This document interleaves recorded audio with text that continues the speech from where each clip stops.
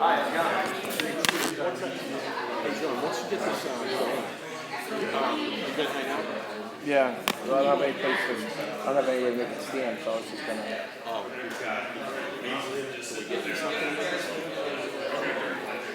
I was wondering if you could take a couple pictures.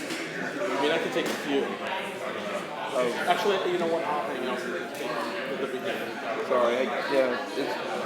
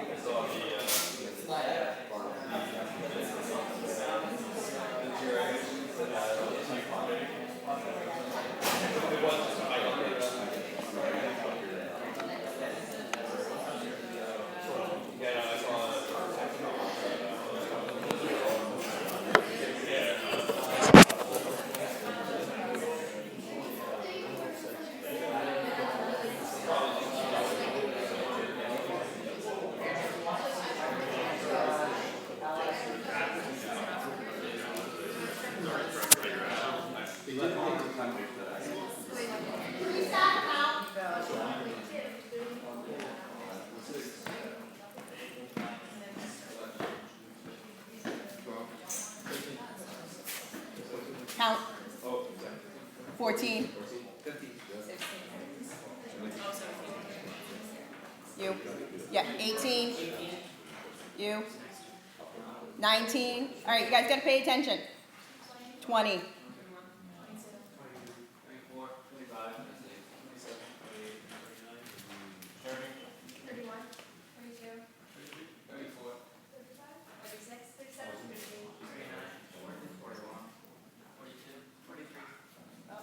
1 short. Does anybody know, just by looking around, who's not here? Esther? Okay, thanks.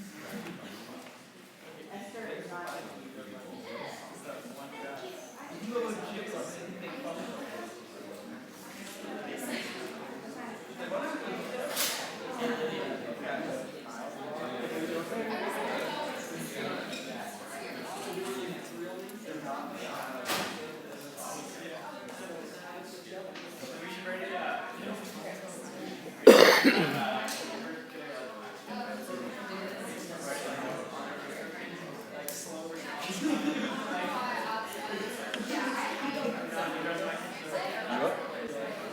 You good to go? Alright, so we're gonna head count. Everybody's here, so there's no need to wait until. Okay.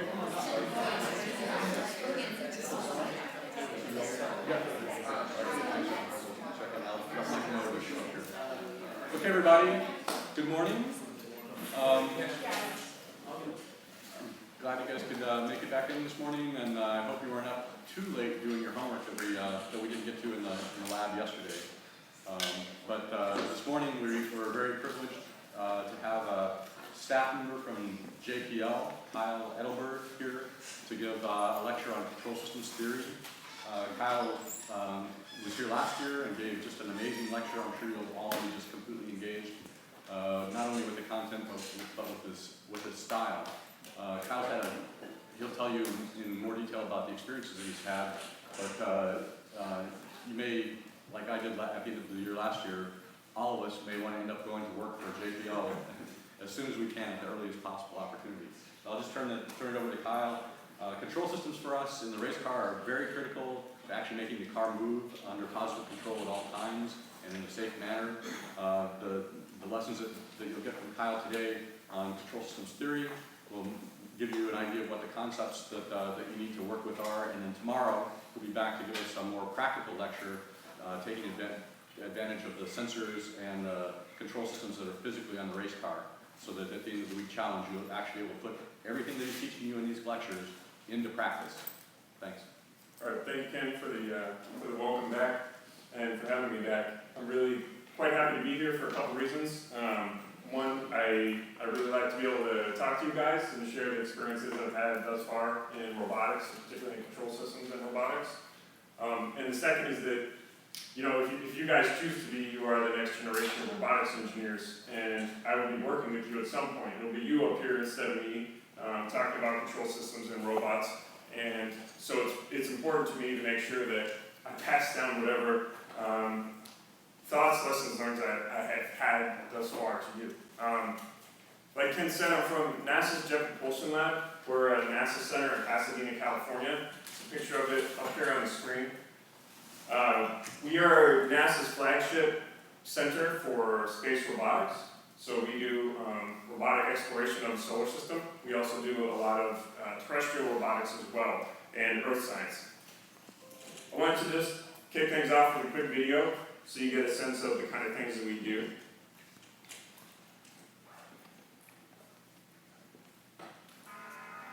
Sounds to my laptop, so I apologize for that. But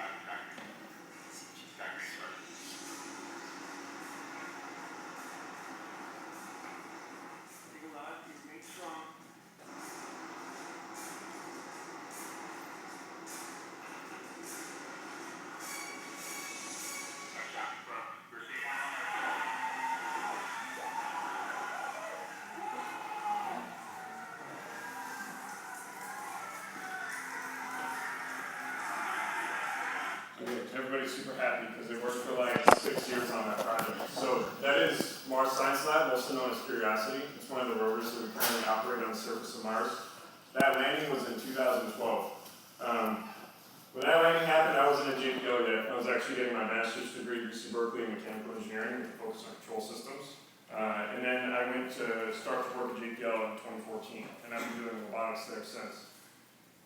One of the reasons I like to show this video is one, because there's quite a lot in this in terms of what's going on technologically, but it also, it's an interesting story in that system of how we landed Curiosity was brand new. This is the state of the art right now, how you land stuff on other planets. We can't do it any better than this currently. That idea was thought of by like a few guys at JPL.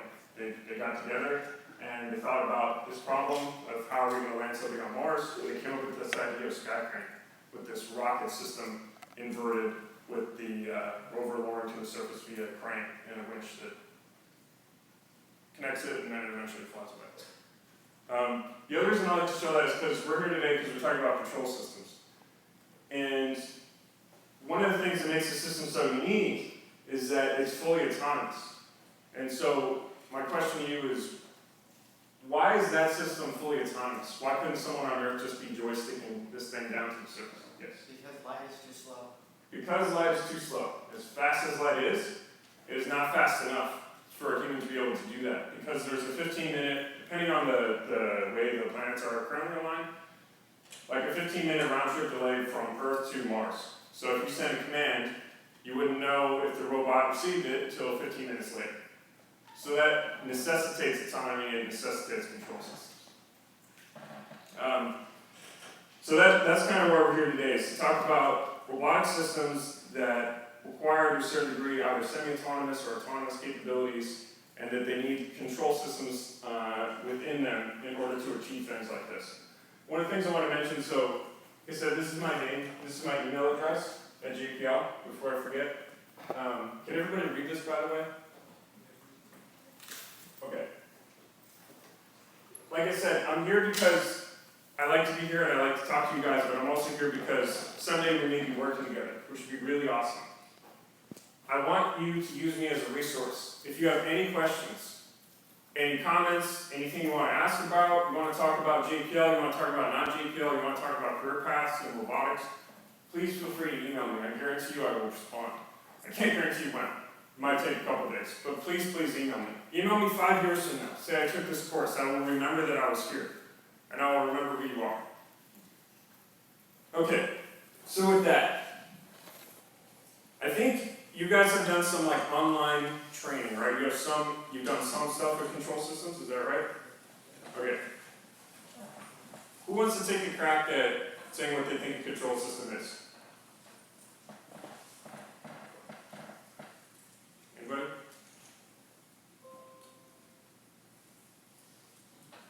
Okay. Please don't be shy. I know I'm big and I have shaved head and all that, but I'm like, trust me, inside I'm a big softie. I'm really not gonna be harsh. Control systems basically get a system to do what you want it to do, in essence. I have a system, it's in some state. I want it to get it to some other state. How do I do that? I implement what's called a control system. In robotics, if you want to implement a semi-autonomous or autonomous capability, there's kind of 3 questions that the robot needs to be able to answer. So I'm just going to write these down and we'll talk about them. And this is kind of my own take on robotics. This is my own philosophy. Alright, the first is the robot needs to answer the question, where am I?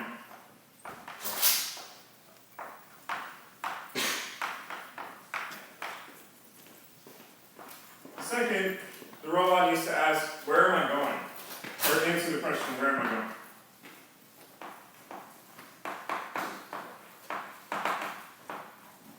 And then the last question is, how do I get there?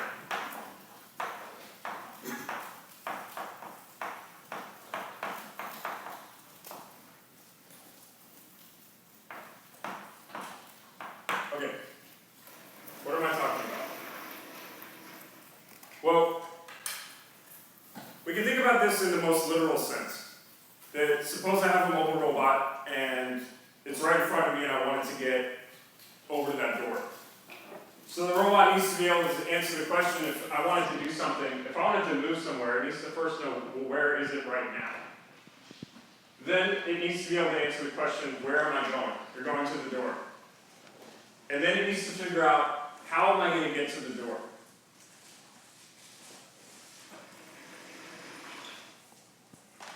This first question of where am I is answered by the field of study called state estimation, which is something I'm not going to teach, but you will learn about next week.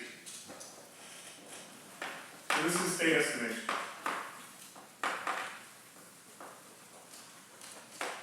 Second question of where am I going? This is what we call a planning problem. You have an objective. How are you going to achieve the objective? You need to figure out how to get from point A to point B. This is what we plan.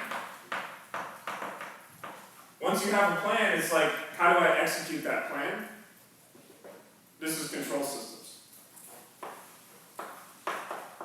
You get there with controllers.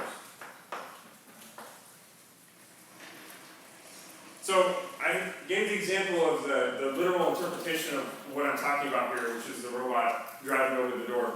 But you can also look at this in a more abstract sense, because this works for applications well beyond just mobility. You can also look at, like, I want to control the temperature of this room. And you can take, where am I, not to mean so much, where's the room, but what is the temperature of the room right now? This is a question you need to be able to answer in order to know how to get to the desired temperature, which is where am I going? And then how do I get there would be whatever controller lives in the HVAC system, which takes you from 60 degrees to 70 degrees. Does that concept make sense? Okay. So this is kind of where control systems fit in. It's how you actually get the system to do what you want it to do. I start with that because I want to make sure it's clear where controls fit in before we just jump into, like, what is the controller doing and what are the different types of controllers. I want to make sure that the big picture makes sense. The other reason I point this out is because controls is like a whole field of study on its own. It existed before, well, debatable, but it existed before robotics, basically. So what we're looking at, though, is controls within robotics. So I want to frame it in this context. And just to keep in mind, as we go through control systems today, controls are very mathematically intense. Like, proper control theory is very mathematically intense. It requires calculus, linear algebra, differential equations, a whole bunch of courses that you would take in college. Like, you wouldn't, if you were to study, say, mechanical engineering like I did, and you want to take a control systems course, you wouldn't be able to take it typically until your junior year of college. You would maybe have time to take one more control systems course. But any university with the controls program will have like a dozen different control systems courses at least. And you can get an entire PhD, not just in control systems, but you can get a PhD in one little slice of controls. So I just want to say that because we have 2 hours together, and so I want to make sure that you guys understand that there's a lot of information out there. There's a whole bunch of stuff. And what I'm going to try to do is really help, if I can, frame the context of why controls is important, help you implement the controls you need on your vehicles, which we'll talk about more about the practical implementation, like Ken said, tomorrow, and answer any questions that you may have, so that the context of controls and some of the terminology makes sense. Sound good? Okay. So, we talked about the motivation of controls and how sometimes we need control systems because human can't do it, like here, in this case. Humans were just sitting here waiting for this thing to execute. And we couldn't have done it ourselves because of the round-trip delay. There are also cases where you could have a human do it, but we prefer to have a controller do it. A good example would be like cruise control in a car. Like, I'm totally capable of maintaining 70 miles an hour on the highway, but I can also turn on a control system in my vehicle, which looks at my current speed, and it looks at what speed I'm trying to get to, and then it uses the throttle to the engine as a way of maintaining that speed. So the example of control system. So, more formal definition here of a controller is that a controller, it gets something called your system state to a desired output or desired value based on manipulation of an input. So, to explain that a bit more clearly, I'm going to draw a couple diagrams here. And I'm going to borrow nomenclature and diagrams from control theory, so that if you guys go Google stuff or whatever, this will look somewhat familiar. So suppose I have a system I want to control. Back to the cruise control example. It's a car and I'm trying to maintain the speed of the vehicle. In control systems, that thing you're trying to control is called a plant. Now, the reason it's called a plant dates back to the origins of control theory, which gets into like chemical engineering processes, where they were trying to control chemical processes, and so what they were controlling was a plant. So don't think too much into the term itself. It's historical and it doesn't necessarily make sense anymore, but that's what they're called. So the plant, like in this case, would be my vehicle, and I'm trying to maintain the speed. I have some inputs to my plant. Right, in the case of cruise control, what's my input? Current speed. Well, that's a good point, actually. Speed is an input, but in that sense, speed is what I want the output of my plant to be, right? What am I using to control the speed? The throttle. Yeah, the throttle. So in our example, this would be throttle. In control theory, this is typically given the label U. U is a variable that's just commonly referred to as the input to your plant.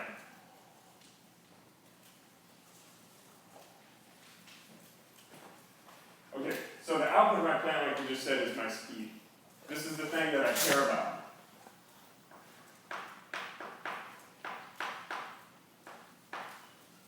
This is typically assigned the variable y. So in its simplest form, what a control system does is it manipulates u in order to achieve some desired value for y. And that's really it. All the PhDs and controls in the world, and all the different theories that are out there, are using this to achieve that, the desired value of that. And that's really what it boils down to. Good so far? Cool. Okay. There's two pretty discrete classes of controls. One is called open loop control, and the other is called closed loop.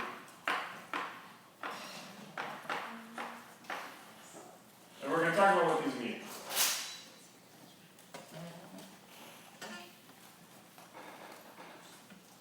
Whether or not you're open or closed refers to whether or not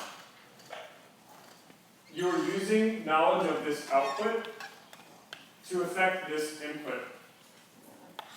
Let me explain what I mean by that. What I've drawn here is actually an open loop controller, in the sense that I'm blindly manipulating my input in order to achieve my output. I'm not actually measuring my output. So example, this would be, so suppose I would not recommend this, but suppose I was driving down a highway and I wanted to maintain 70 miles an hour and I closed my eyes. And now I'm just manipulating the throttle and trying to stay at 70 miles an hour. Do you think I could do it? No, maybe? Yes, who said yes? Yes, on a flat road. On a flat road. Why on a flat road? Because you could find the throttle position such that the air resistance is equal to the engine power. That's exactly right. So, if I were on flat ground, I could probably do this assuming there were no turns and no buoys. But I still wouldn't recommend it. Not in that particular case. However, your colleague's point is that if you can think about it like, suppose I'm on a flat ground, the road is perfectly smooth, the wind is fixed at 0 miles an hour, and I'm driving at 70 and I'm looking at the speedometer. Now I close my eyes. What am I going to do? I'm just going to keep my foot exactly fixed where it was, right? If nothing external in my environment changes, I should just stay at 70 miles an hour, right? That's kind of the essence of open loop control. What we're doing there in that first step, where I'm driving along with my eyes open, looking at speedometer, is something called calibration. I'm learning what throttle angle gets me 70 miles an hour for this given set of fixed conditions. And then I don't need the speedometer anymore. Until what? Yes? The conditions change. Until the conditions change. Right. I hit a hill. Start to go up an incline. What happens?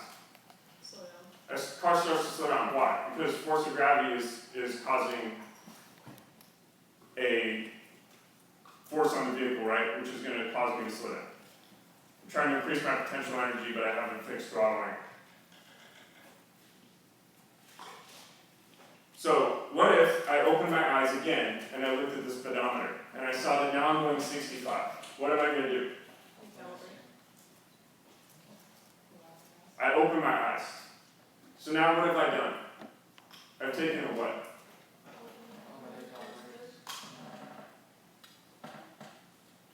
It depends on how you look at it. If I'm doing this live, I would call that I've taken a measurement.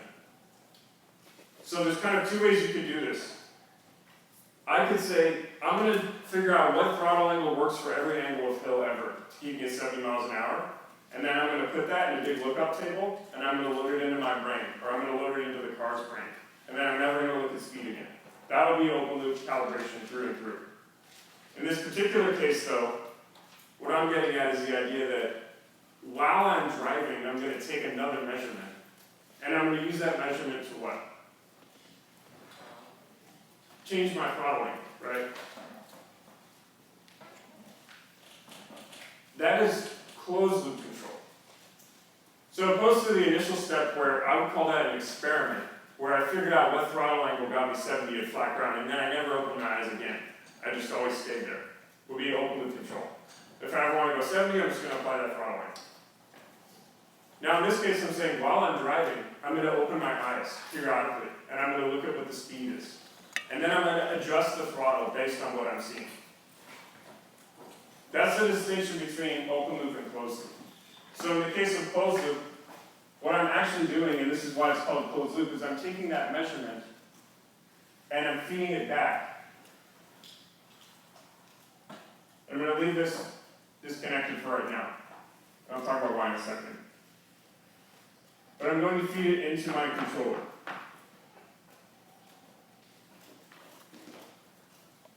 Now, in the cruise control example, I'm trying to get to 70 miles an hour, right? That's something called my set point or my reference. That's what I want my controller to achieve, the output of my plan to be. That typically has a variable R for reference. So again, this R, 70 miles an hour in our example. Actually, I think the speed limit in this state is usually 65. I'm from Southern California, it's 70. So I don't want you to think that I drive around breaking the law, or that I drive around with my eyes closed. Same thing. Alright, so reference comes in. And then something magical happens. What do? I put a summation block here, and I subtract away my current speed from my desired speed. And this gives me something called an error signal, and I feed that into my controller. This is given the variable E in controls. And we just completed the loop. So, back to my example, I'm driving my car, I'm at a certain throttle angle, I get a certain speed, I open my eyes, I take a measurement, I say, oh, I'm at 65, I want to be at 70, I'm off by 5 miles an hour, I'm going to do something. My mind and body are going to do something to change this input so that I can get this to 70 miles an hour.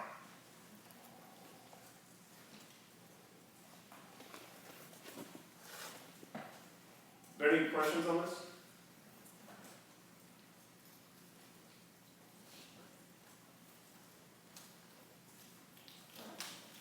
Okay, out of these two, which do you think is more complicated to implement?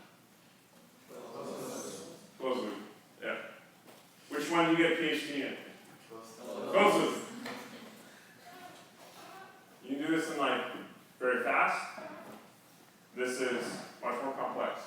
more difficult to analyze. Why? Because you introduce feedback. That means that now, when my plant changes, and this output changes, that goes all the way back here through my controller and it's going to change my input. And that has all kinds of interesting implications. And that's the heart of what you would study if you were to study control systems.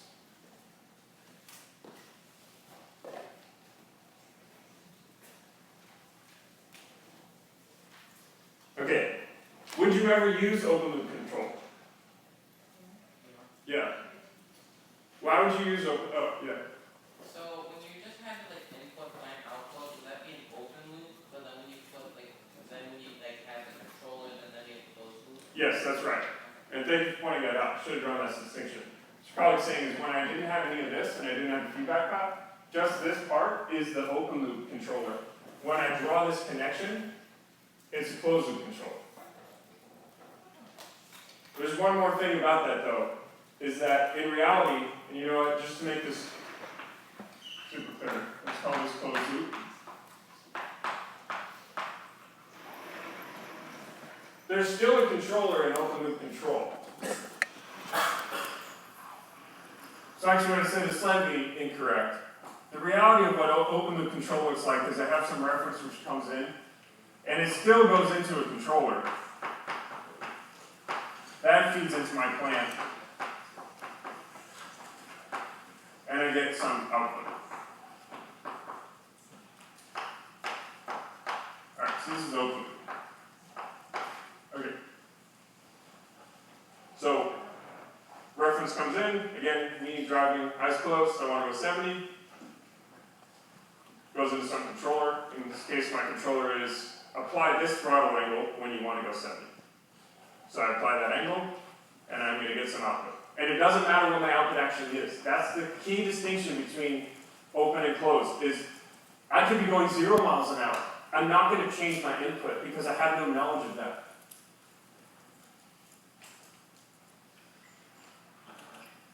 Okay, so would we ever use this? In reality, yes. What? Because there might be some cases in which case I do not have a good sensor Yes. to measure my output. Absolutely. There are cases when you don't have a sensor to measure your output. In fact, that ends up being the case a lot of time. And you can take two approaches to that. One is to say, okay, I can't measure it, I'm going to do open loop control. And maybe that's sufficient for your application. Another is to say, okay, I can't measure what I really care about, but I can measure something else. Similar. Like maybe I can't measure the temperature of the combustion chamber, but I can measure the temperature of the wall around it. And I can infer from that what the temperature of combustion is. And then I can control it. That's back into the first question of where am I? That's the state estimation problem. And so I don't want to talk too much about that one, particularly because you guys will learn more about it next week. But yes, there are cases where you can't measure your output. There are other cases too where this just isn't necessary, where an open loop controller is completely fine. If I have an application where all I'm ever doing is driving around on flat ground, there are literally no changes to my environment, then I can just go ahead and implement this and it'll work fine. But when we talk about controls, when people say controls, it's almost implied that they're talking about closed loop. Because the reality is conditions change all the time. Nothing is perfect and nothing is always static. And so you need a controller to compensate. And suppose, back to my, 1 second, and then I'll answer your question, or get your question.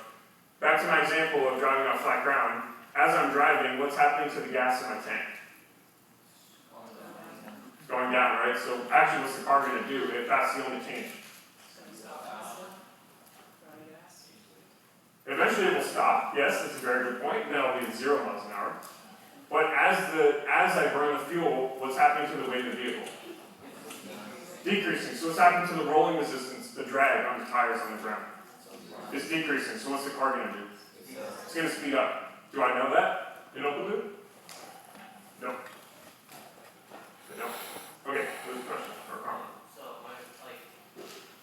judging by the complexity of the closed loop versus the open loop, I make the assumption that open loop is obviously cheaper than a closed loop. That is a very interesting point because it gets into how do you actually implement these things. It's cheaper in the sense that for closed loop, What I'm not drawing here is to measure this, is to get this output I have to measure it, right? So I need to buy a sensor. Now, a sensor could be extremely cheap. It could be 50 cents, or it could be hundreds of thousands of dollars, depending on the application. So yes, this has the potential to be quite expensive. However, this gets into an interesting question of how are controllers implemented? How do you guys think we implement these? If I wanted to take that knowledge in my brain of if I'm going 65, I need to do something with the throttle in order to get to 70, how would I implement that in a robot? Yes? Yes, by using computer and code is by far the most prevalent way in which we implement controls.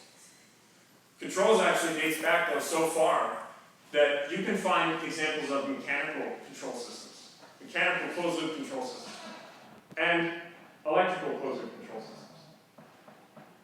Can you think this is like a tangent, but why would you want to implement a controller electrically as opposed to in software? Like suppose I could make a circuit which exactly replicates what I could do in software. Why would I do that as opposed to implementing in software? Yes? In case of like the code doesn't work, or like if something, like it's less points of failure. Less points of failure, yes, it could be. Could be slightly faster. Yes, exactly. Actually, it could be significantly faster than a computer can execute the code.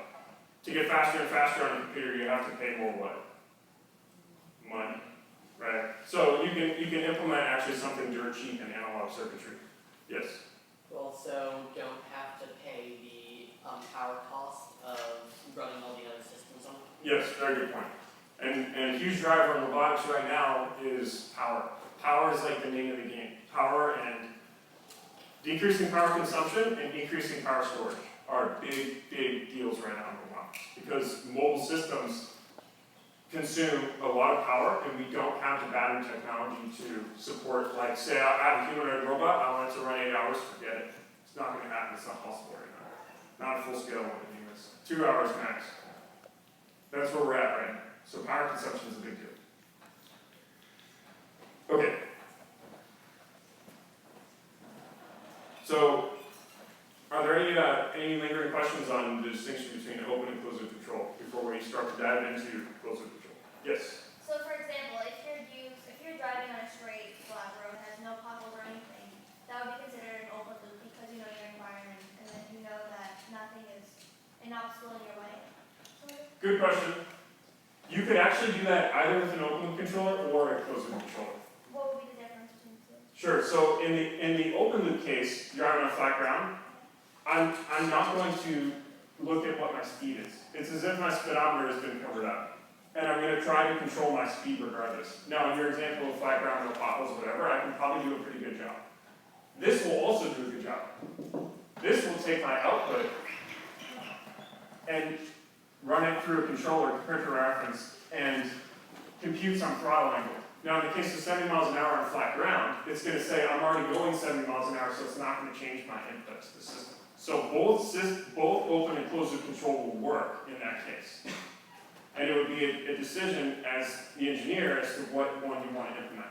However, as soon as you hit a hill, this one isn't going to work very well anymore, and that's where you would want this one. So this will work in both cases, this would only work in that specific case. Does that make sense? Yes, thank you. Oh, okay, cool. Yes? If you have a sensor that determines your environment and would like measure the angle of the hill and then adjust the power based on the angle of the hill, is that open or closed? That's a very, very good question. I would still consider that open loop. So, does everyone understand the question your colleague asked? He's asking, what if instead of measuring my speed, I'm measuring something else, which is I'm measuring the angle of the hill. And based on the angle of the hill, I'm changing what my input is. Is that closed loop or open loop control? Is that feedback, or just another way of getting information? That is why it's still open loop control. It's because it's not another way of feedback.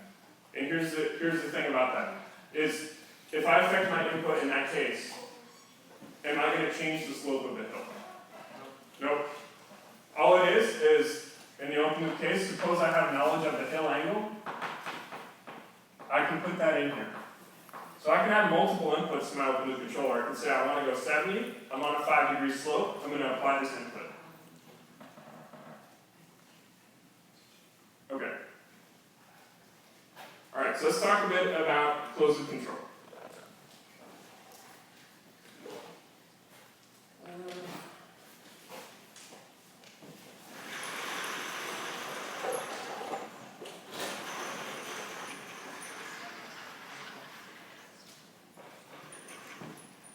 Alright, so I'm just going to redraw that very quickly.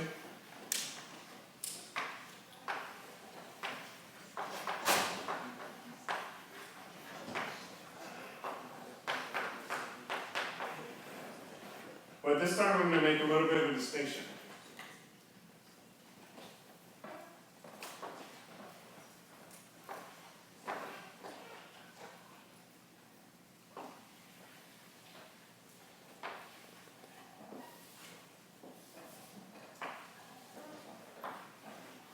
I'm going to draw another box. Okay. Cruise control. Car's going 70 miles an hour. How do I know the car's going 70 miles an hour on open max? Speedometer. So there's a sensor, right? Does that sensor output, like, imagine what is that sensor? Really that sensor is either measuring wheel speed or it's measuring the engine speed, one or the other. If it's engine speed, then it's looking at what gear you're in and it knows your tire size and then it can tell you what speed you're going. What do you think the actual output of that physical sensor is though? Is it miles per hour speed? Yeah, ticks per second, or voltage, something, right? So when I slap that sensor on this system, am I really measuring my speed? No, I'm measuring something else. And then I'm taking that information and I'm turning it into a speed. That's the estimation problem.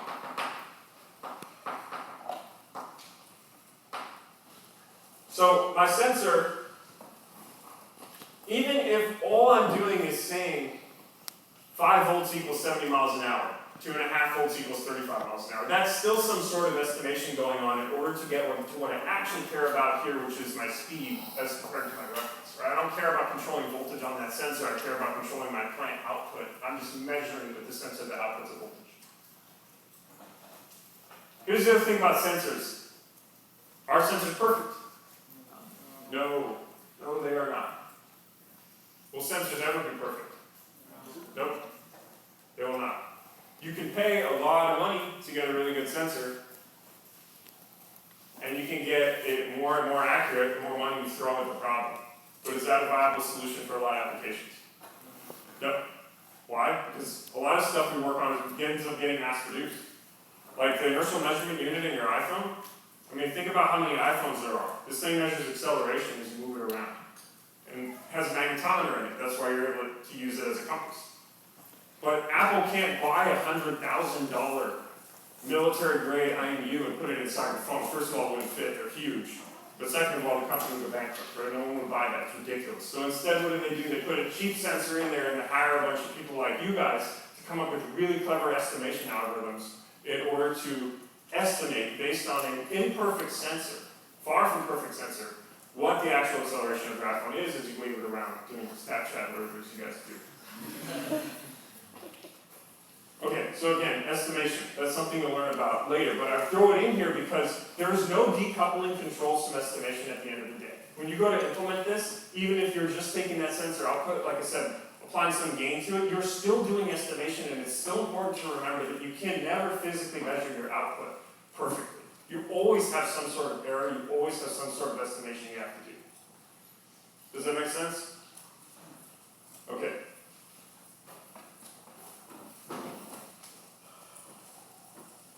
So, let's talk about the world's simplest controller, this closed loop. This is called Bang Bang Control. And I love this name because it's such a great description of what this thing is.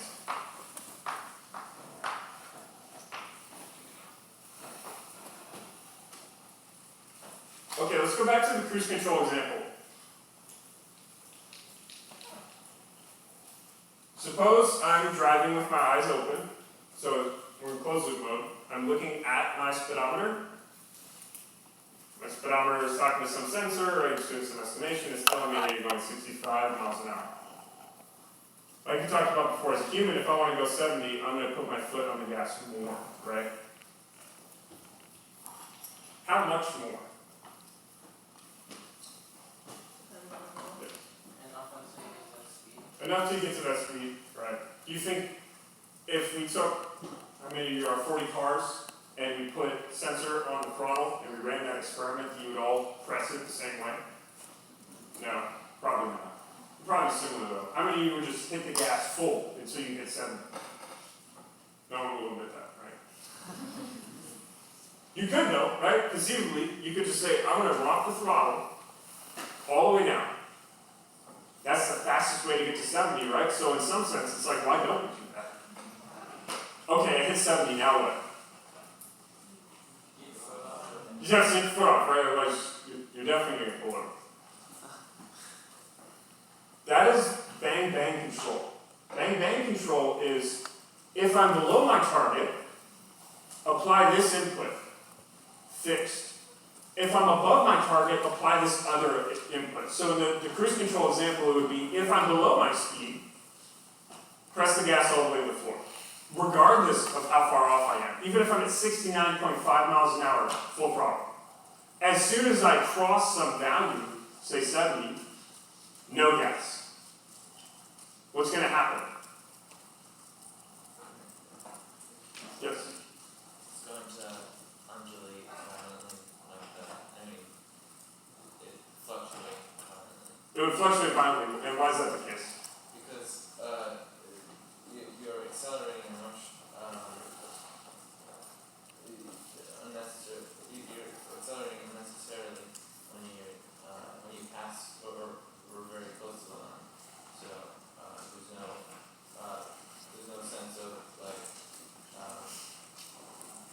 getting more accuracy or finer correction.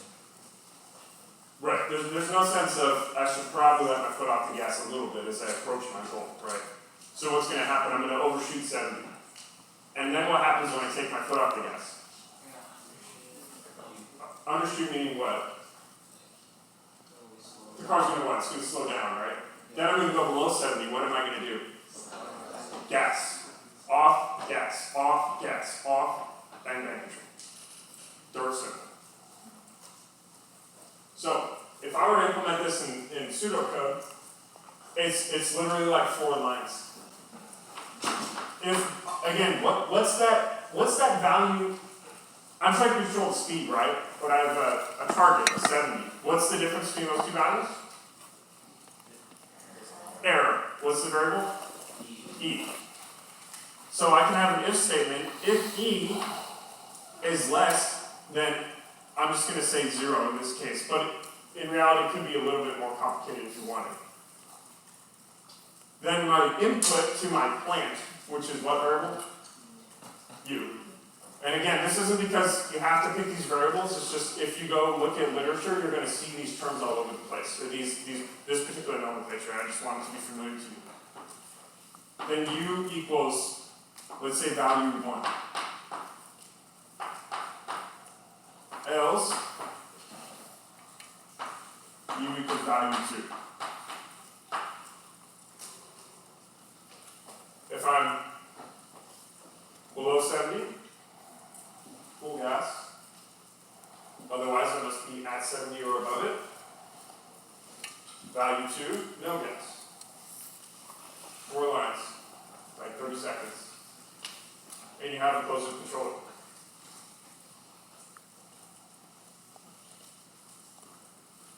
Would I ever use bang bang control?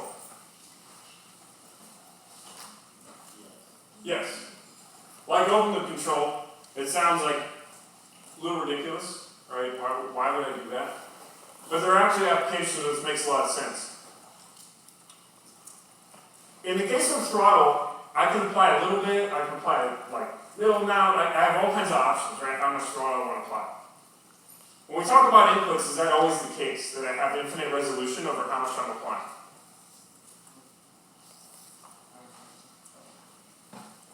What? That's not always the case. Not always the case, right?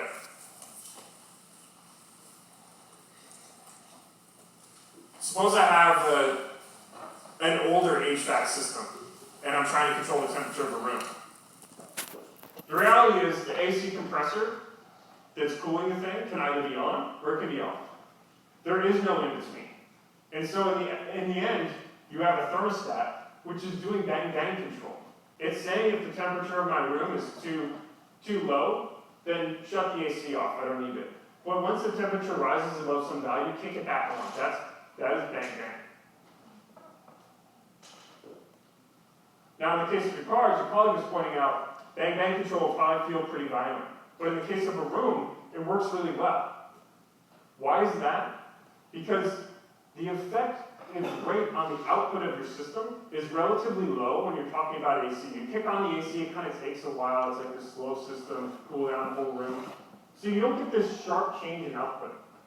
In the case of your car, particularly if you have a nice one, not me, I drive a truck, if you hit the gas, you would feel the acceleration immediately. Your speed would start to change very rapidly.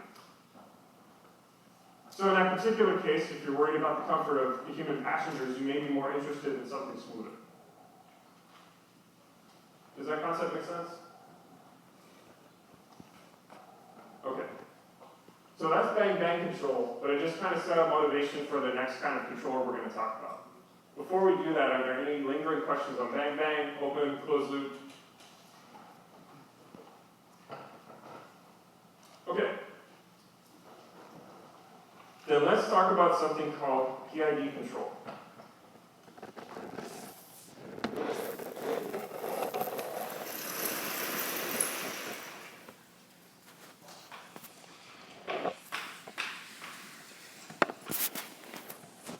Just by a show of hands, how many people have heard of this concept before? Okay. Who knows what the letters stand for? Yes. Proportional integral derivative. Yes, proportional integral derivative control. Who's implemented one of these on a real system? I never show it. Okay. How did it work? Someone want to tell me what your system was? Did it work? Did it not? Yeah. It was a wall follower, so it judged distance from the wall and used Okay, that's like what you guys are doing in your class, so. Yes. FLO Okay. rules to reading from the Lego gyro sensor and it worked. Okay. Anybody else want to share a PID experience? Yes. You just have a robot and you want to drive straight using a gyroscope. Okay. Last one? Oh, you guys on the same team. It was just a drone that could stay level. Okay. Last one? So I'm on a first robotics team, so we have PIDs that use encoders on the wheels to stay straight. Yep, okay. Okay. So a handful of you have already implemented something like this. What was the hardest part about implementing PID control? Was it writing the code? Was it working with electronics? Was it tuning it? What was it? Yes? Tuning it. Anybody else have the same experience? Tuning it. Yes. Okay. Here's the thing about PID control before we launch into what it is. This is, by far, the most widely used control system in all closed-loop applications. By far. You know, I said you can get PhDs in like specific types of controllers, right? Not this one. This has been studied to death. And it's very simple. The problem with PID control, and the reason it's not interesting from an academic standpoint, is that this controller consists of 3 gains, and we're going to talk about what those are. There are these 3 magical knobs, and when you change these values, things either work or they don't work. And from a certain standpoint, you just don't know what's going to happen when you fire this thing up the first time. That's the problem with PID control. The reason it's used so much is because most of the time this thing works. You can get it to work. You'll find a set of gains where this thing's going to work beautifully. And then there's all kinds of hacks and all this stuff you can do with PID control if a normal, regular PID controller doesn't work. You can play all these games to get this thing to work. But at the end of the day, it's dirt simple, which is a plus. It's dirt simple, which is a con. Like, as much as I love PID control, I also hate it. And I've implemented a lot. So let's talk about what it is.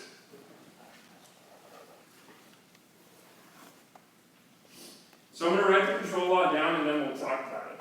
So remember, U, my system input, right? If I want to implement a PID controller, my input equals some value called KP times E, which is what? Error, by something called KI times the integral, and I believe that some of you have not had calculus yet. So we're going to do our best to avoid what this weird symbol means in terms of hardcore calculus, but I'll talk about it. So KI times, this is integral of my error, plus KD, and then here comes another calculus term, times the rate of change of my error. This dE dt just means how quickly is my error changing.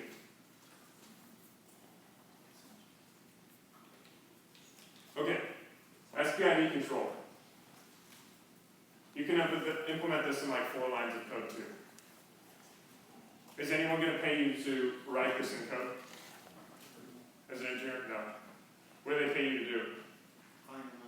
Find these magical numbers. That's what you get paid for.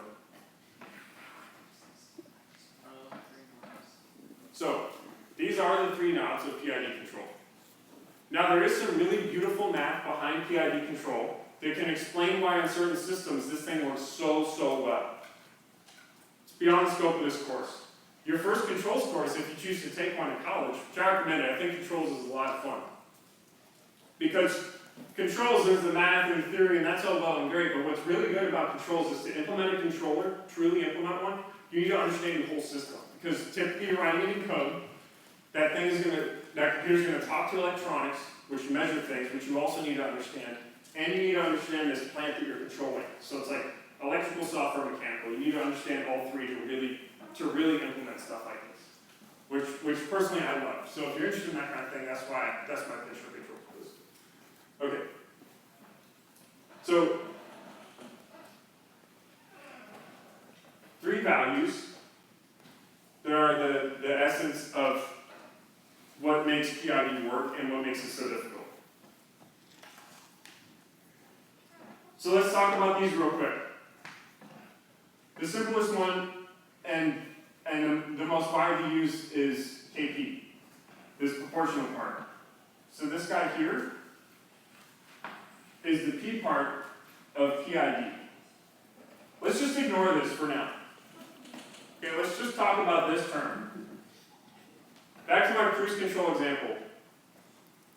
Bang bang, the problem was, if I'm at 69.5 miles an hour, my foot is still fully on the gas, right? Now imagine though, that instead of just saying I'm going to go full gas, I have a proportional controller. Meaning, I'm going to apply some gain, some fixed value multiplied by my error. That's going to be my input.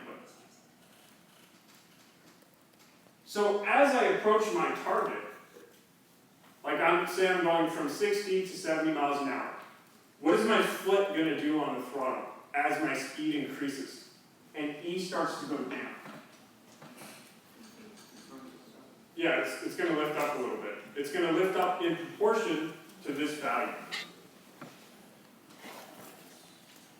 So this is how you get smoothness in approaching your target.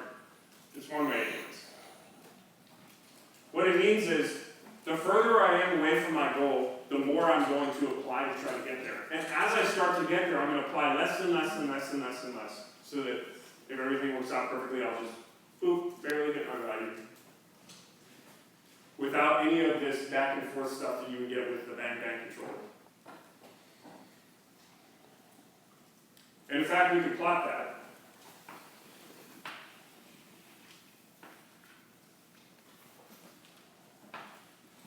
Okay, so if I have time, 2 different plots, time on my x-axis, and I'm plotting error the other thing I'm plotting is U, my control input. So we're going to look at, as my error changes, what's happening to U, vice versa. Suppose my error starts here at 10 miles an hour. My U is going to be Kp times 10. What's Kp? Who knows, right? That's the trick. Is you got to pick this value. And it's totally different for every application. Why? Because we're talking about speed turning into a throttle angle. Is that the same as temperature control of a room, like degrees to like AC power? No. So it's totally application specific. Anyways, let's just say Kp is something. The point is the trends will be the same. So if my error is 10 miles an hour, my U is going to be some fixed value. Now suppose this is enough so that my car is speeding up. What happens to error? It decreases. As it goes down, what happens to U? Decreases. Now eventually what we want is error to get to 0, right? Here's the kind of funny thing that happens though. What is my throttle angle if my error is 0 with just a proportional control? Well, what happens at 0 throttle? The car slows down. What's up with that? Will my error ever actually get, well, let me do it this way. Yeah, will my error ever actually get to 0 then? If as I approach my target, I start to take my phone. No. No, because this is the problem with the proportional control. It always leaves you with something called steady state error. The reason is you have disturbances, which is the term in controls, meaning external things acting on your plant that are not you. These are called D for disturbance. Disturbance would be air resistance, rolling resistance, mechanical drag, all kinds of things which mean that when I apply 0, my car slows down. Proportional controller can't overcome that. It just can't. So what happens is your error doesn't go to 0. Your error starts to go down and so does your throttle. When that happens, your car starts to slow down. So your error starts to go up a little bit. So your throttle picks back up and you end up hitting what's called a steady state. And steady state in controls means after all the initial conditions are no longer in effect. Doesn't matter what I started at. I let this thing run for enough time that I've gotten to a fixed state of operation. That's steady state. You'll always have some error here. Is that a problem?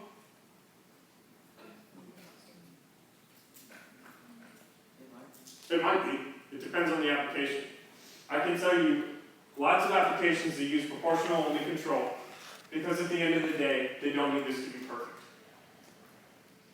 And that's what makes control so tricky.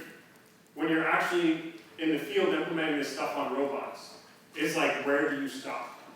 How good do we need this? Well, you can say, well, let's just make this as good as possible. Well, but then you're spending all your time in your control, and you're missing the other 2 questions that I was talking about. Sometimes you can't get this to 0. It's not possible. But there are things you can do which help. And that's where this guy comes in particular, with this problem. And we've only got a few minutes left, so I'm going to just mention what this is briefly. We'll start tomorrow by recapping what PID control is, and then we're going to talk about how you would implement this or the bang-bang controller on your vehicles. Sound good? Yeah. Okay. This here's an integrator.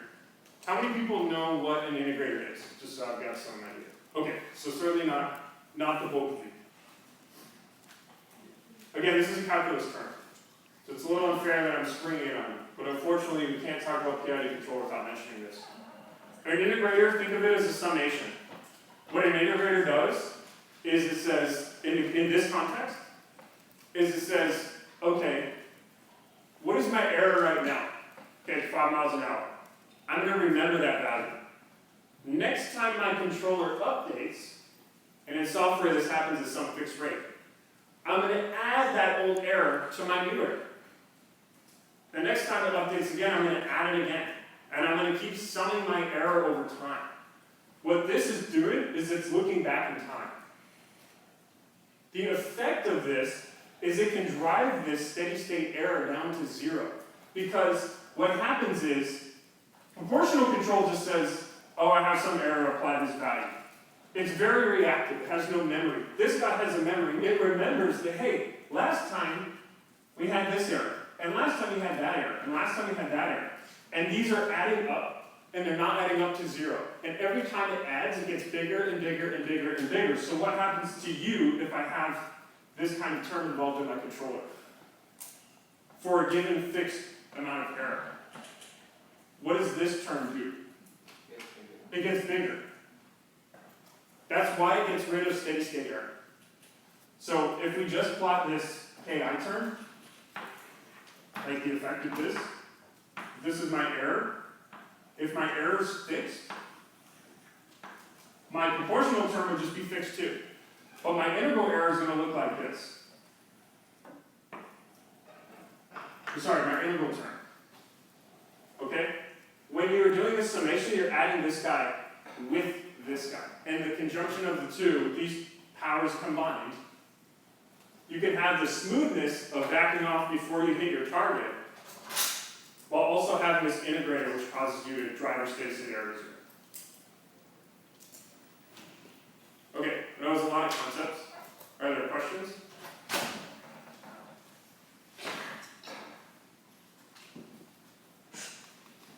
Yes? Are there some people that only use the first part, just the P? Yes. I have friends at Berkeley that work on robotic exoskeletons and paraplegics, and the first version at least was driven, like those things work by following a joint trajectory to help people walk. Proportional only, because it worked. Do you have a question? Let me go back. Yes? So how do you get the integral to not try and overshoot the steady state? We will talk about that tomorrow. Yes, that was the last question. And so, is there like some mathematical way to find the K value to just keep on testing? There are different approaches to finding these. There are 3, and I'll mention them all very quickly right now, and then tomorrow we'll talk about them. One is by guessing. And you can make an educated guess or an uneducated guess. The very first time you do this, it'll be relatively uneducated. But then you get better at it.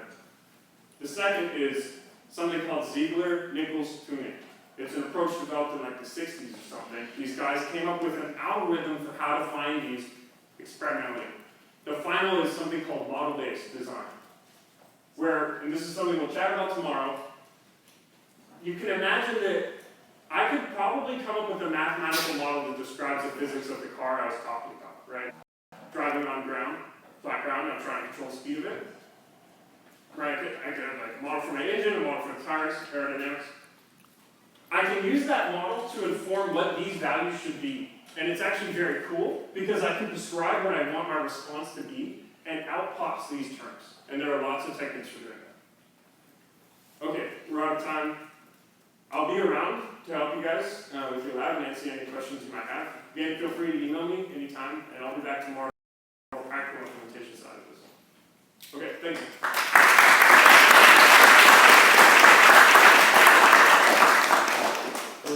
Kyle's going to be back tomorrow, so we'll give him a t-shirt tomorrow. Okay, thanks, Dan. Unless you want to. Perfect. I'll see you. Awesome. So what we're going to do starting now is maybe take a quick break. If anybody needs to go to the restroom, you can do that now. And we'll get set up to jump back into the Ross lecture and lab and check in where everybody got to yesterday and last night. Then the plan after that is we'll be in here for the special invited seminar, go break for lunch, and then we'll transition to our normal classroom and lab work area. And Kyle will probably be around roaming and available to answer questions about some of the work that we're going to do today with the safety controller and laser scanner in particular.